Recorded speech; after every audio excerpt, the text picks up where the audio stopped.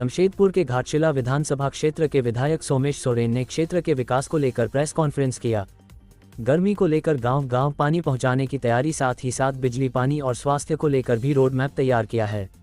विधायक ने बताया कि क्षेत्र में किस तरह गर्मी में किसी गांव में पानी की समस्या ना हो, उसको लेकर एक बड़ा योजना तैयार किया गया है। वहीं क्षेत्र में बनने वाले धालभूंगड़ एयरपोर्ट को लेकर भाजपा सांसद पर सवाल खड़ा किया।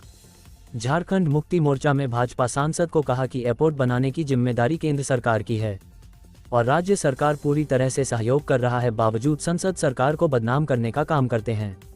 बहुत जल्द इस एयरपोर्ट को राज्य सरकार बनाकर शुरू करवाए। गांव के लोगों को समझकर उनकी जमीन लेकर इस एयरपोर्ट का निर्माण किया जाएगा। जमशेदपुर सांसद सिर्फ अपनी राजनीति को चमकाने के लिए राज्य सरकार को बदनाम कर रहे हैं। बना लिए हैं हम लोग, 2 गाड़ी बना रहे हैं।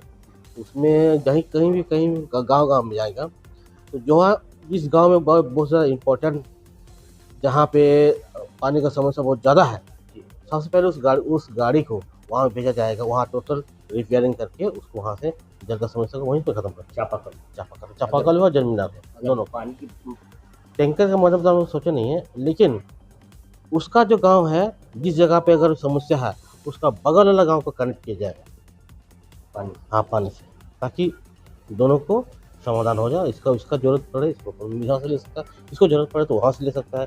इस तरह की एक चेन सिस्टम हम बनाने जा रहे हैं कुल। इसीलिए हम लोग जो घाटशिला विधानसभा के स्तरीय जो बैठक कर रहे हैं हम लोग 22 तारीख को, मैक्सिमम हम लोग उसी चर्चा में रखेंगे कि हम लोग का समस्या, हम लोग विधानसभा समस्या क्या क्या है वहाँ लिखा जाएगा, नोट डाउन किया जाएगा।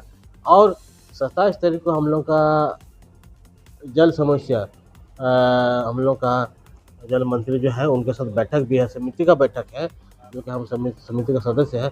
वहाँ पे उसको बात में रखा जाएगा कि जल्द से जल्द हम लोग विधानसभा का जल का समस्या का जल्दी खत्म हो जाएगा। सांसद जी का एक पॉलिटिकल स्टैंड है और चुप रह के बीच बीच का स्टेटमेंट देना है कि राज्य सरकार दोषी है, जबकि केंद्र सरकार के हाथ में हर चीज़ होता है। और केंद्र सरकार अभी तक उसको ना सर्वदलीय बैठक बुलाया, ना ही किसी को उसका लिए सहयोग का प्राप्त किया है। ये बात निश्चित है कि उस योजना के लिए गवर्नमेंट 500 करोड़ रुपया दिया हुआ है। उस 500 करोड़ रुपया में आप लोगों को याद होगा कि माननीय तत्कालीन मुख्यमंत्री रघुवर दास जी भूमि पूजन भी किए थे। बिना जमीन का ही उन्होंने भूमि पूजन कर दिया था। भूमि पूजन करने के बाद करोड़ रुपया खर्चा दिखाया गया राज्य सरकार की तरफ से, दूसरा जगह से लोगों को ढो के लाया गया। आज स्थिति यह है कि जहाँ पर भूमि पूजन किया था कि ईंटा भी नहीं है।